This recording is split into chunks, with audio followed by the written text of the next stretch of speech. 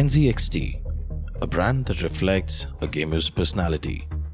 They have products in their arsenal ranging from cabinets all the way to power supplies, coolers, and a lot more other products that can be collected and connected together to make your build successful and beautiful.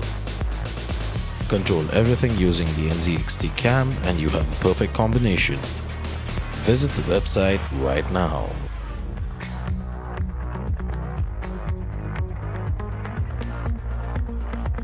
Hey guys, welcome back to another funky episode of the Garage Jam Talks, and our guest for this evening are I'll really need to find the right words to use here because they're the first ever band who's coming in as a whole for the podcast, and they're a new generation band. The old school grunge, well, at least they sound like it. We'll have to figure it out as to what they exactly call themselves or put themselves into the category of genre. So please put your hands together for Mocaine. Yay. With Stormtrooper. Do you know what's going on? Okay, so guys, please one by one, let's have a round of introduction with your names. I'm Amrit. I play the guitars and I sing in Mocaine. Mm-hmm. I'm Varun. I play drums for Mocaine. That's Aman. He plays bass for Mocaine. My name is Suraj. I sing. All right, beautiful. So I'm sure you guys would have gotten this question a lot. What does Mocaine mean? As a word? As a word. I mean, I really just thought it's cocaine replaced by an M, and I thought there's anything deeper to it, but there isn't. Okay. It was just a name, and that's what it is, yeah. I think it's just a name. I think sometimes you try to find symbolism where it need not exist, but hey, he begs to differ. What's in the name? What's in a name? What's in a name? Right. Okay. So, talking about your music, and I must say I'm a big fan, and that is one of the biggest reasons why you guys are here. As I said, a Gen Z band coming in here to the podcast this early was not something that I had planned, but when I heard your music, after watching you guys live, after listening to your tracks that you're uploaded on Spotify and all, it was just mind-blowing. And I feel you guys are really underrated and you guys deserve much more credit than what's given so far. What are your future plans? Let's start with something immediate that you're thinking of. You're going on a tour right now, right? So talk about your tour a little bit. We are in the middle of one. We're actually now left with the last leg of it. It's a 6-city tour called the Make Us Rich Now tour. And we played Bombay, Pune, Bangalore, Hyderabad, and now we're going to play Chennai and Pondi in quick succession tomorrow and day after. Oh wow! And yep, that's the tour. That's the most immediate plan. After which we have to get back to Delhi because my dog. Okay, so this is your first ever tour? Ever tour, yes. First ever tour. Why so early? When did you guys start? So, okay, the short answer is 2018. The long answer is we played live for 1 year in 2018. We stopped playing live because we couldn't get the good gigs. And then we played live, and then the pandemic hit, and then life happened, and then we played live 2 months ago for the first time. And since May 2019, we played in May in Bangalore. And up till that point, we'd only played as a 3-piece ever. And because we are ambitious people, we decided to play as a 5-piece for the first time after not having played the gig at all for 3 years. But in that time, we got a lot done. We put out a concept album. We wrote a bunch of more music that we'll talk about in a bit. And the concept album comes with a bunch of other tangents that we also successfully published. So, yeah, that's what. What are you planning after the tour? Once you hit Delhi, you go back home. What's your plan? Rest or do local gigs or make more music, like record and stuff? we'll definitely want to do one Delhi gig, not many Delhi gigs. And yeah, so what we're in a big way in that this tour is helping us is it is allowing us to road test the sequel to Billy. Okay. The Billy album. The Billy album, the sequel is pretty much ready, release ready. But we didn't want to put it out there without having first played these songs live, because these songs have been conceived entirely in the pandemic and recorded and made ready, but they haven't been played live. And that is a new thing, at least for me as a songwriter. Usually, at least with the Billy album, I had plenty of opportunity to play it live and have those songs evolve. But the sequel, not so much. But these 6 gigs, they have been a great experiment. We know what to fix. So as soon as we get back to Delhi, that's what we're doing. We're fixing it and making the album release ready. Wow. Okay. So I do remember listening. I think the last 2 songs that you guys played here were from the new album. The last song. The second last song. And right. Okay. The one Suraj sang, Arizona, and the one Shannon sang, Edna's song. Okay. So now talking about your album or your music coming to the origin of the genre, what do you guys call yourselves? What kind of rock music do you play in layman's term? Genre questions are the most difficult. 10 marks Right? question. No, but I would just use the umbrella term of alternative, and I just mean it in a nice way. Alternative means just everything, Yes. So you don't have to think beyond that. It's actually quite safe. Yes, alternate rock. Yeah, I mean, and the thing is, when you say that, then you get a little stereotyped as well. But that's inescapable. Whether you choose like a small genre or whether you choose like a big genre, people really want to make you fall in something. But I realize that it's very alternative in a very truest sense, and everything goes in Mocaine, basically, I think. So that's what it is. But of course, it's guitar based, intense music, that's all. Okay, guitar-based, intense music. So, among the guitar-based, intense music, where you have Aman playing command over the most important instrument in the band, in general, when you have a 4-piece or a 3-piece band, which is the bass. Let me ask the question, who writes the music here first? So, Amrit has certainly been the main driving force, I would say, and because both of us have joined Mocaine pretty recently. In 2020, we only knew each other in a very virtual way. In 19, we actually met, but then it didn't work out. I mean, he had contacted me and it kind of fizzled out because, there was a situation happening in my house. We lost touch. And then he came back again during the pandemic. And that's when, he started sharing. We still hadn't met. And the moment I heard the songs, I was pretty on board. Like, I was kind of excited. And I told him that, and I just did it myself virtually from my house. I have a setup at home. And I think we were halfway into it when finally I met Amrit for the first time in his house in Malviya Nagar in Delhi. And then I think it just kind of took off. We basically just chilled for some time. We were not doing anything. We were just chilling. I was like, check this band out, dude. He was like, check this band out, dude. And, there's just an alignment that you feel. And I think that was happening. And then Amrit introduced me to Aman at a jam because he has played with Aman before I joined the band. He has played with the previous drummer as well. And he's a sweet guy, Aman. You need the bassist to be like a nice, sweet, low-key guy. And and of course, he knows what a lock is. He knows what a bassist role is. I think that's an important thing. And I think good bassists just realize that. So basically, if a bass isn't there, everybody should know that. But if a bass is there, it's almost invisible. I think that's a good way. Rightly put, yes. Yeah. So yeah. And I think when 3 of us got together, then we just had, I think we all developed some degree of conviction towards the songs. And I recorded the album.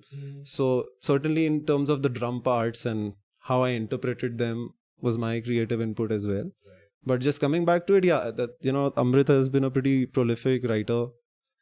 And songwriter and writer, I would say, because he has been doing he said Mocaine has been since 2018, but I think last 14 years you've been waiting, or since you were 15, you've been waiting to play your songs. So it's good to like kind of align with someone like that. And And hopefully it shows when we play live.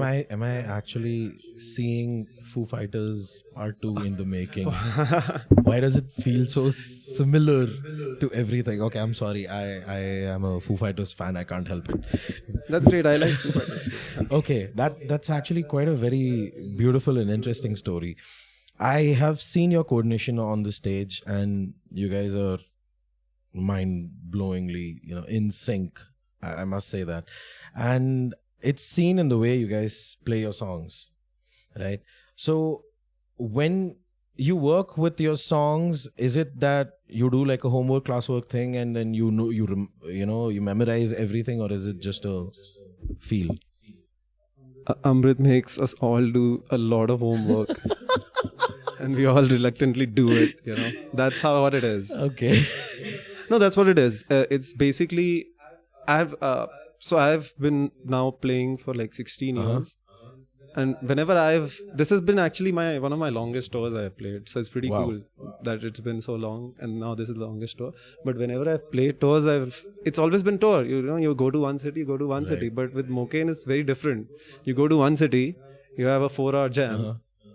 Then next day you have a 3-hour jam. So before the Bangalore show, there has been a 7-hour jam just in Bangalore with the other people, with the other guys who joined us, like including Suraj. Right. And before that, there's a 1-month process of him sending out the songs and telling people, just send me a sample back. So everybody has a lot of... but I think that's the cool part, right? That once everybody is into what you are doing, then they are also into it as a band. Then it ceases to be like, it doesn't feel like a hired gun. The coolest part is that everybody is, in agreement with what he requests or orders you guys to do, and you do it with that discipline because you also want the same thing what he wants. That is something you do not really see in a lot of bands. Kudos. Seriously, kudos. That understanding is something that's on another level, and trust me, I've been there, done that, failed at it. So I know how much effort it takes, and it's a beautiful thing what you guys have here. It's not just a team or a band, it's a family. And I think you guys are being a really good example. Now see, this is what I say, 90s in the making once again. I'll tell you, a couple of years ago, before Garage Jam stopped the event, we were having a discussion with regards to the way music was getting into, right? The entire Bollywood industry going into remixes and making really horrible songs, and God knows what they were planning to do. The international music scene was also going into a very different stage of pop, which experimented so much and is what it is today. There is like a 10-year flow that generally happens of music. And when Dua Lipa released her album, you could hear the disco music, what was there back then, just with a lot more clarity. Like with The Weeknd also, there's so much resurgence of a retro aesthetic. The entire aspect of the old school, what I like to call it, is coming back again with a new form. And people are accepting it. And you guys being born in that stage, how easy or difficult has it been for you guys to get gigs? Forget about tours, because it's easy when you talk across the state and get a gig at one place. Yes, money matters a lot, but end of the day, you still have to land good gigs. So, how easy or difficult was it for you guys? It was horrible. That's why I stopped seeking gigs after 2018. We stopped playing like a year before the pandemic. So it wasn't the pandemic that brought it on. The pandemic just elongated the period that we weren't playing. And then basically after 3 years, after Billy album had released and the book was out and the entire story was out there, I wanted to play only one good show. I did not care to make money with that show. I knew I would spend money on that show, but I just wanted to make one good show, and Fandom is one of the few places I thought I could pull it off at. Mm-hmm. So through one of the bands we are touring with now, we got a gig that we played with the other band we're touring with now. Wow. And yeah, so I only wanted to play that one show, and through that one show, the tour actually, we didn't, quite honest, I don't know if I should admit it, but we didn't very honestly do much except say, yes, we will gladly be a part of it. Any particular reason why Delhi wasn't able to help with your music? Was it because the genre, or was it because Delhi scene has changed? You can even talk about the scene right now in Delhi, currently what's going on. Oh wow, that's actually a difficult question for me to answer because I've been in Bombay for a long time. Oh, okay. But no, I think Mocaine is primarily a Delhi band, and the reason I met Amrit so often, the reason I could meet him so often was because I'm also from Delhi originally, born and brought up there. So we all have a connection to the city. I think maybe the bigger question is that now that things are happening for Mocaine, let's say, compared to 2019 or 2018, is that, just three people, just with the same alignments just came together. Sometimes it's just luck. It is just luck, So, but you make use of that luck. So maybe Amrit feels he got lucky with these two band members, because I feel that I got lucky with Amrit. So many good songs to play, so much cool stuff to do on the drums for me, So from a very selfish angle, I think me and Amrit have talked about this, of what, little more pseudo intellectual discussions, I don't know, but we talk about what art means to us and what we want to do with it. And once that is together on some level, then other things, kind of fall into place. And yeah, you work hard for it because it's going to be kind of good, it's going to be something larger than life. So I think that's what Mocaine tries to do, which is to make things larger than life, and it's difficult. It's difficult to sometimes match up to what, let's say, he wants, and maybe he finds it difficult to just, deal with my idiosyncrasies with some things, but it's cool. That's with every band, So, how many gigs have you done as such in Delhi? Because it's a Delhi native band, right? It's not? No gigs. You have not played in Delhi once? Oh, surprising. We have never played in Delhi. We have played one tiny house gig in Delhi, which was our first ever gig, which is a secret unannounced gig in the Delhi winters in somebody's house in Haus Khas, which is like a very quiet, like a Jayanagar kind of a place. I know Haus Khas, yeah. And it was an amazing gig, actually. It was just put together I think it was a quick notice. I was in Bombay and he was like, dude, I'm figuring out a gig, can we play? And I was like, sure. We went to the place and we figured out. So, and I think what we always try and do is, okay, this is the setting we have. Mm-hmm. What can we kind of adapt to? Yeah. So even in the store, like the Bombay show was similar to the Bangalore show, but the Pune show was like just a 4-piece show. Like he just had an acoustic guitar. He never even picked up the electric guitar. Wow. Okay. Yeah. And then the Hyderabad show was like a full 3-piece, like a belter grunge set.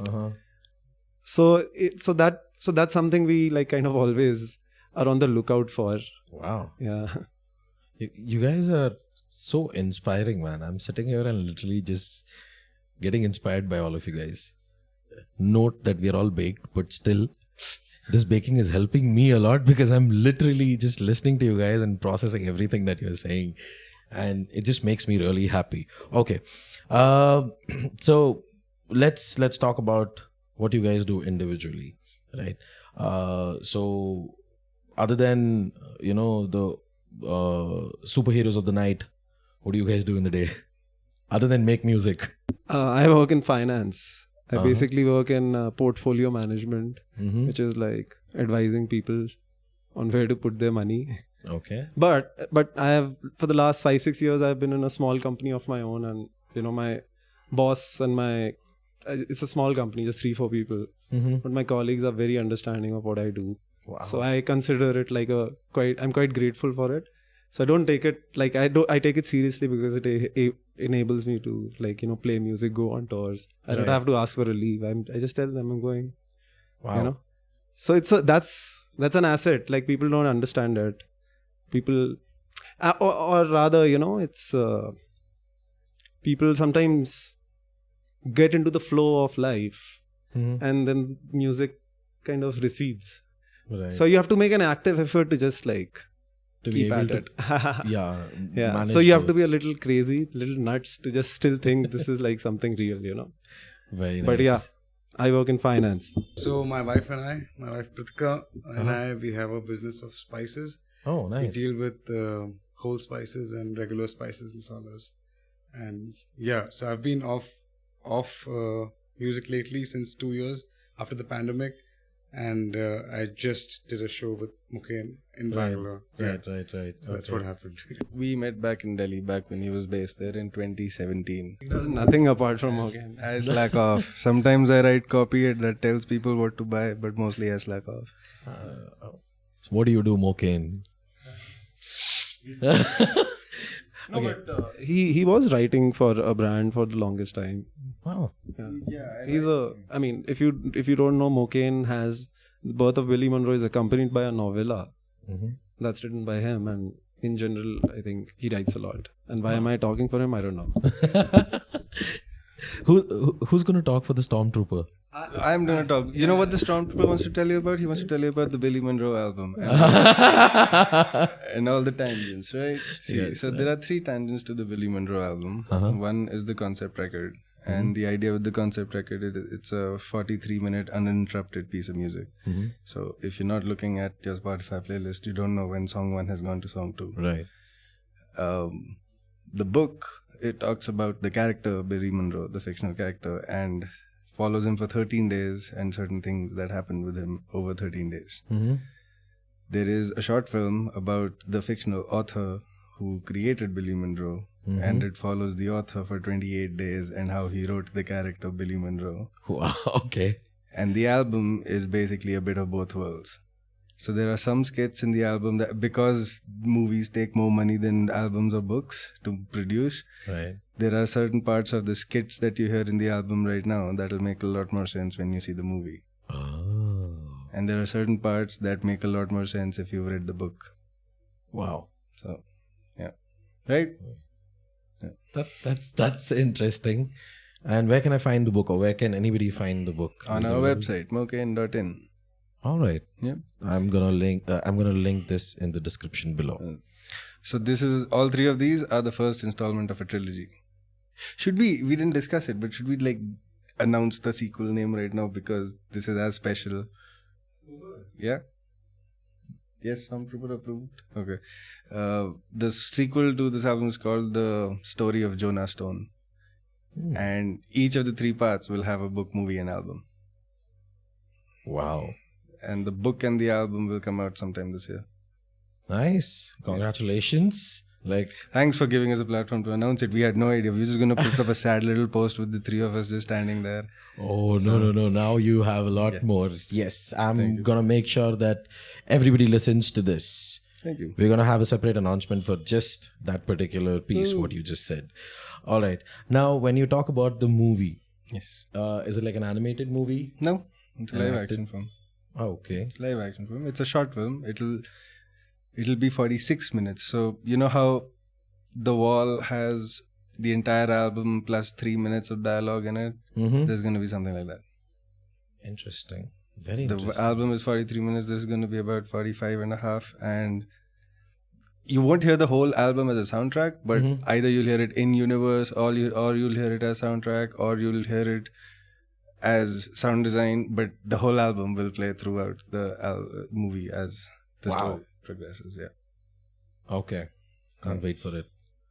I just need to make some money so I can make the movie. It's all written and everything, and we've shot about 20 minutes of it, but the other those are the cheap 20 minutes of it that are based in a one-room concept, so it's easy to light up a small room and shoot. Right.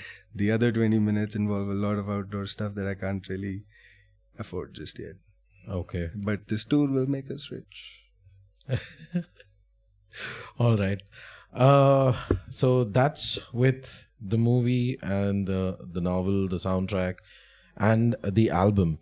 With the tour, has it? What kind of experience have you gotten in the tour so far? Actually, when you have conceptualized the whole thing, if you look at it the way in the sequence it is, how does it fall into place for you as a learning? It's epic. The tour has been epic, I think, so far. And I was telling him, so I play for a couple of other bands. And, with them, what happens is, we'll go to a new city, we'll be like, oh, this is a good restaurant, let's go eat here. And with Mocaine, you have to make sure you still eat while you're having whiskey in the afternoon.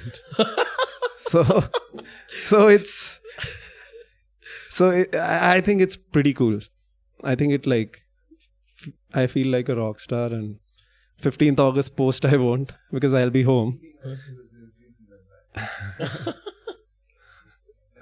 Yes, you can. Please go ahead. No, but I think every show was great. Every show was special. Every show we tried to do something else. Sometimes I would say the Bombay show was a little, or at least what we perceived, it was a little weaker. No, sadly nothing close. I can. He has a backup. So we perceived, we were a little hard on ourselves after the Bombay show, to be honest, because I think we were not getting a good in-ear mix, and that sometimes taints how you feel the show went. Who manages your sounds? Different people in different places. So. You have friends? Yeah, in Bombay there was a friend of mine who I kind of hooked up Amrit with, and he did the sound for all the bands, right, that night. In Bangalore and Chennai and Hyderabad we have Tejas, who is doing sounds for everybody. So since there are 3 bands on the tour, everybody kind of uses whoever they know to like get a good deal and get a good person. Okay. How was the relationship been so far with the other 2 acts? Good. For the most part, good. But it's human beings, and sometimes you don't get along. Sleep deprived human beings. Sleep. Okay.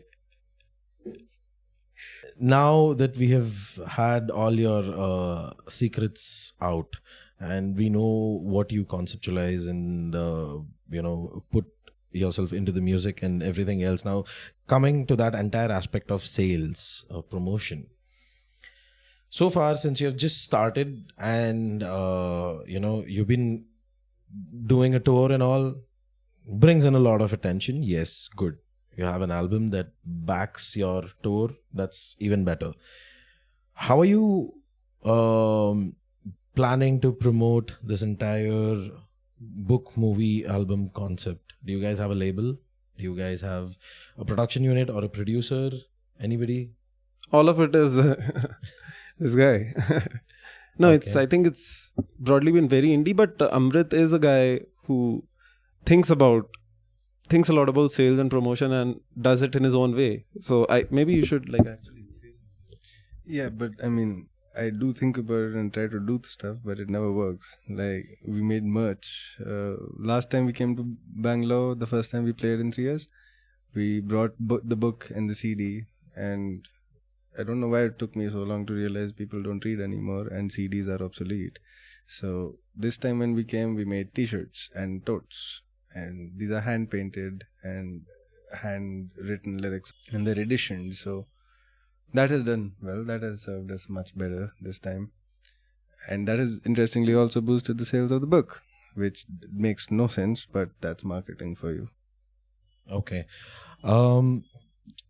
Are you planning to, get in touch with any labels so that you can have a little more brand promotion? Because at the end of the day, being a band is not enough. Yeah, but I can't get over the basic condition that is involved in going to a label, which is that they own the music. I just can't stomach that. I want to own my own music. So I'm trying to, if there is a workaround where I can have the best of both worlds, I haven't figured it out yet. That's what Varun meant when he was saying we got lucky, no? Because Varun is the 8th drummer of Mocaine. They keep spontaneously combusting on stage. Yeah. One of my drummers is in the US. My guitarist is in Barcelona. One drummer is in Chennai. One drummer is in Banagata Road. I have more drummers and 0 guitarists in the band. So I have people collaborate and perform. Well, Samir was the ex-member of the band. Oh, right. We had a fallout. Okay. Because our interests were a little different and well, it ended.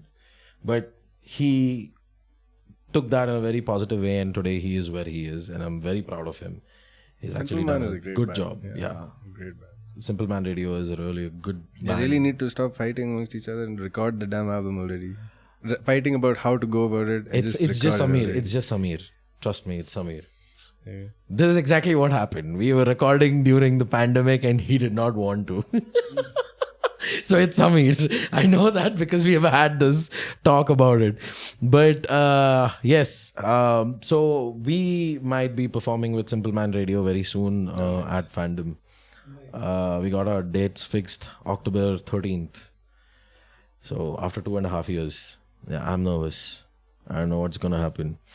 But coming back to you guys now, how do you guys manage the funding for your recordings and stuff? Funding. Sorry, I just had to do that. No, on a serious note, you work as a finance guy, you are a writer. Aman is what again? A session player. A session player. Yeah, a very, Okay. very diverse session player. Very nice. So he does commercial stuff as well. I'm As well. assuming. But not just that, he also plays a lot of different stuff. Oh, very nice. Very nice. Like he's not Okay. talking because if he talks, he'll just be like, We don't want any accidents to happen by the stormtroopers. My spaceship is very important to me. Okay. All right. So, has it been tough for you guys to be able to manage the mixing mastering? By the way, who's done it? Who's your producer for the album? Aman Arak. A different Aman. Okay. A different A Aman. different Aman who none of the band has ever met in the last 3.5 years, in which we have made 4.5 albums. Wow. Yeah. Okay. So He is real though, because like you all have seen his Instagram, right? Yes. He's real. Okay. Yeah. So a lot of the production stuff has been virtual and it's gone super smooth actually, I would say. Aman is a great producer. Mm-hmm. He really like elevated like the drum sound because I recorded it just at my house. I have a good electronic kit, but you know, the way he used his chops, it was great. Nice. Okay. So music recording taken care of. Your movie work is still going on. And the entire aspect of the scoring and everything is done. Do you have a publisher for your book? Or No, what I've done so far is self-published 100 copies. Uh-huh. That's what we're working with. That's all. Okay. And I'm very decidedly not putting out any digital versions. I only want if whoever wants to read it needs to get it in a paperback. Wow. Any particular reason for that? Yes, because that's how you read a book. Mind you, people, that's exactly how you read a book, not on a Kindle. Okay. Amazon will kill me for this. All right. Is there anything that you guys want to talk about through the podcast? Just the way you have announced something really big. Is there something else that you want to talk about or, promote anything? What is it that you guys want to speak of? Anything in the future also? I want to give a shout out to Suraj. Mm-hmm. He's just coming up with, you have already about to come up with a single, right? Yeah. Wow. And he's totally up for a tour. So help him get a tour up. He's a superb singer, great musician. Nice. All right. Okay. Buy our shit. Make us rich now. Okay, who came up with the tour name? We all did. The 3 bands together, we all did. Okay. Are you guys really making money? Oh, God. Okay. But at least, is it trying to break even with your expenses partially? Yes, but also like we're not killing ourselves making sure that we make money and save money. It's a tour. We're having You're fun. just enjoying. Yes. And there have been enough screw ups where money has been randomly lost. And I won't get more into that. No, that's okay. That happens. Why is whiskey in this family? Because I've seen weed, which is the most common thing in every family. Why whiskey? I mean, why not both? You said it was one of these. Oh, okay. So what do you guys do when you guys are drunk high? Do you make music or play music? Recently, yes. So one of the many boons of getting finding people who are very interested is now we've started writing music together, and that has been a very interesting experience, especially in a setup like Varun's, where you can have a proper 5-piece jam in his bedroom, and you can just jam all day because you're not paying for a jam room or anything.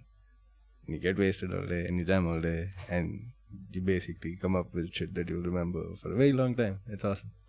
That's something which is definitely needed with every band, because when you're together in a room, you are breathing the same air, and when you do that, you understand the ups and downs of the other person that you're with, and that helps because that connects you and brings you together. Especially when you're making music, which is a form of an art, it is very important to have a synchronized mind, is what I feel.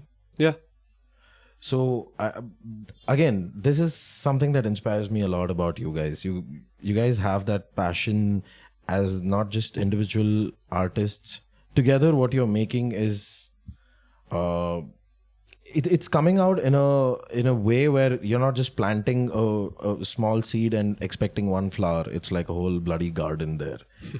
Did you imagine this would happen, or it's like you've imagined it and something else is happening, or it's something much bigger than what you expected? It's not big enough. It's getting there. Okay. But are you content with what is there? Yes, very much so.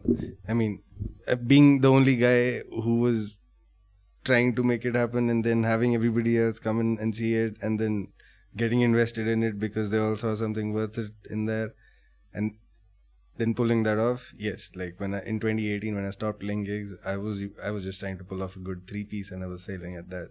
Now I just pulled off a 7-piece, so then it's very satiating. Yes. Okay, that's interesting. Do you guys want to talk about what gears you use? What do you have right now that you like to play live or record with? Not really. Not me. I don't have anything fancy. I have two pedals, small distortion, big distortion. So I literally traveled with a small bag which had drumsticks and just used whatever they gave. So I'm not a very... None of us are gearheads. We are very like utilitarian with gear. One cymbal breaks, you buy a new cymbal. Then use it till that breaks. So no fancy equipment, nothing. You don't crave for it, or? No. I mean, I have my own drum kit and my setup in my house, and I love that setup because that enables me to like jam with other people very easily and all. So certainly, I mean, you build your gear which enables you to make music and all. But when I play live, I am very like I like being like very like stripped down. Just make do with what you have and try and make that sound like kick-ass, you know. Okay. Talk a little about yourself. I've seen your drumming style, which is something that goes on to all the power drummers. I remember that because Pradyumna, who was our ex-drummer, he is also a power rock drummer, right? You have the same feel to the way you play. So how did you adapt to this? What did you start with? What was your initial influence in music? I really started just wanting to play Metallica like for the first 1-2 years of my drumming life, let's say. And then basically, you know, at that time, whatever you get, sometimes you used to get like almost like a CD-R which had like music videos, and there had some Nirvana, some Korn. So just like, you know, 90s, late 90s. And I always I like to whack the drums, you know. I'm not like, I like that emotion. I like playing the drums like a caveman sort of a thing, you know. So I always resonate with what you probably described as like a power rock drummer. So, you know, like Dave Grohl, Brad Wilk from Rage Against the Machine, these are all like very big influences. But then I you know, of course I also have a lot of very proggy influences like, you know, Tool or Deftones or Meshuggah. So I just love the drums, you know. So whatever comes my way, I'm not like stuck up in any nostalgia about things. I look at new guys and I look at my old favorites and just keep stealing from them, and then you'll make your own style. That's all. So are you theoretically savvy with music as such? No, I'm self-taught? Yeah, YouTube taught. YouTube taught. All of you guys? So YouTube taught, nothing taught, very highly educated. Okay. All right. So a culmination of all three different interests coming together and making what it is. is And the Mocaine. funny thing is, for like a grungy 3-piece that's supposed to be straight arrow, this is the band Varun's experimented with the most. Like, he has songs where halfway through the song he throws away his wooden sticks and he grabs root brushes because now the rest of the song is soft. Oh wow! Okay, that is something new. I like Mocaine is like challenging in a very different way. No, it's not like a technical challenging way. It's just like adapting to like the musicians around you, and now the sound is suddenly a little different. Like when we did the shift in our Bangalore show. So it's a lot of fun also because I have not done that before. For me, like I'm more like I've always been very straight. You play just this setup, nothing changes, just play hard. But like in the later songs, there's a lot of you have to kind of pull back a bit, and that's hard for me. I have to like slowly. I'm always getting towards playing the drums very very hard, but I have to like not do that in some songs. Wow! So you're actually holding yourself back. Okay, one tricky and interesting question. I know Rainburn for a very very long time, and they've been, they've gone to a path which was not imagined by a lot of bands, and they've done really well, and they've been quite successful with what they've done. And performing with such technically sound band, when I say technically, their music learning aspect of what they have, they put into it. Like, it's like a scientist making something. So do you sometimes get overwhelmed with that kind of thing when when you meet or play along with such bands? Not just Rainburn, could be anybody. No. Not at all. No, just own your band and believe that your band is on. That's all. I don't get into, and this would have been the case like 10 years ago. Like I don't get into. Like when you step on stage, you just play your songs with conviction. We don't get intimidated. Nice. No, this is a very important question, and this is something you guys have answered in a very beautiful way, actually, because back in the day, when you look at a metal band, when you're performing, let's say just punk, you see a lot of shredding happening, and all you're doing here is just playing 4 chords, right? And that, when you grow up to start playing like what you do, your learning curve is also increasing at the same time their learning curve is increasing. For example, when Tim Henson was doing what he was doing the Polyphia. Yeah, the Polyphia dude. When Goat came out, it was an entirely different thing. When Playing God came out, you could see that those guys have done their homework and come back. Yeah, the new Polyphia. Like I think I'm probably the only guy who listens to Polyphia a bit. I don't know. Do you? No, nobody else does. So the great that the mic is here. No, but I'm not a very big follower of their music, but the new song was pretty cool and was very different from, right, which had more acoustic-y elements, and so they're trap metal because of in a the way, sound of the drums. Yeah, but they're also very like neoclassical also. Yes, there's a lot of jazz elements into the metal concept of it, right? Yeah. And they've done something very different. So that's where I was trying to base my question, because see, when you look at rock as such, you have so many different divisions where people, put brackets on multiple genres and push through. Like you have something called as alternative progressive, which I don't really understand, which is like you're standing in between rock and metal. Sure, yeah. It makes no sense, but at the same time, it's like, okay, they have defined this genre and it has this different kind of a music. When you had to put your music out, did you have any thoughts or expectations from that? What was your thought at that time? That everybody who's alive should know about it. Okay, that's very sweetly put, but do you want to elaborate that? No, I have a much more smaller answer, that it felt really good because I thought that this music is great and it deserves to be out there, and now we'll just try as a group to just push it out there even more. That's all. So what's your understanding about comparison in general? About a comparison as in you compare your music to another band in your genre or your subgenre or whatever, do you think is it a good idea for, let's say, any upcoming artist for that matter, to look at all of that whole wide world, what's going on, and get overwhelmed by it? What do you think? Yeah, in the sense that they look at their own music and then probably doubt it a little bit. Yeah, kind of. Okay. Because there are a lot of people who do that, right? Yeah. So let's say if you had to send a message to somebody like that, since you guys are also upcoming. Yeah, right? but I think that's also a reason why, Mocaine just comes out with an album. You write an album, you come out with it. Is because probably the belief is more in the songs, It's not based out of that, am I playing the guitar right, or am I playing the because as you said, we're talking about prog music and I'm a huge prog head, I'm just saying from that angle, but in Mocaine I think the drive is just that these songs carry so much intensity for us when we play, and then that's all you need. Then that if three of us are so into it and it sounds so cool to us, if that happens in the jam room, then you don't need to compare. Then it'll sound great outside also.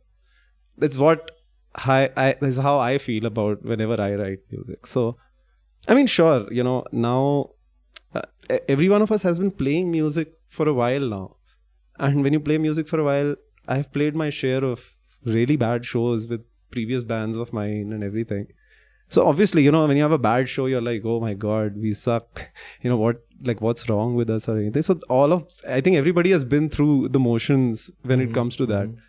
So I think now there's probably a good lock between the band and how we approach music and how I'm supposed to respond to what he writes. That element doesn't come in. Like for example, in Bangalore, we played a few songs which I had never played right before, and there was never a doubtful moment because we did the jams and we just realized this is just gonna sound really good. I'm excited to play it. So no, I don't think we have as people maybe, but all three of us just don't have that comparison thing. We are really just enjoying doing this and making music, that's all. So I think that does send a really good message to everybody who's starting up right now. It's basically to believe in yourself, believe in what you're doing, and not to think about what the world is going to feel or say about it. Just go with the flow.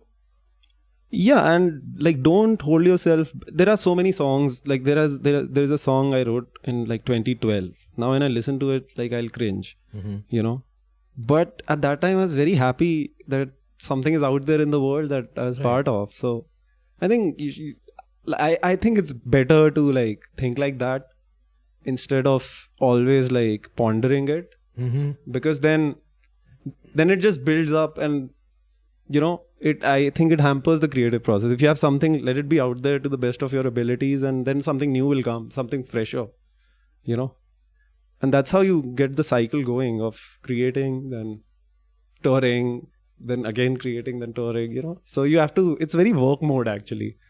There's no grand inspiration or anything. Just sit, jam, then he writes riffs, then we'll sit, jam, then something comes up, then I'll record at home. So you just need to get into that work mode, and that's how good stuff is made, by just working at it. That's all. Wow, that's again another very inspiring point. Damn it, you guys have given me so many pieces in this entire podcast that just like how Joe Rogan does it, you have the JRE clips. I'm gonna clip pieces of it and I'm gonna add everywhere. This is going to be one of the best podcasts I've done so far. Please make us viral. Thank you. This is the only way it's ever gonna happen. We are never gonna be able to do it. So. Okay, so before we end the podcast, do you want to say something to the world?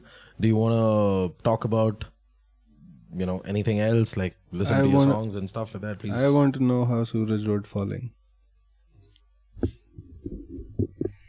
Because I like that song. It's one of my morning songs, except that we've never been in the same city long enough for me to sit down with him and ask him. We've just been so...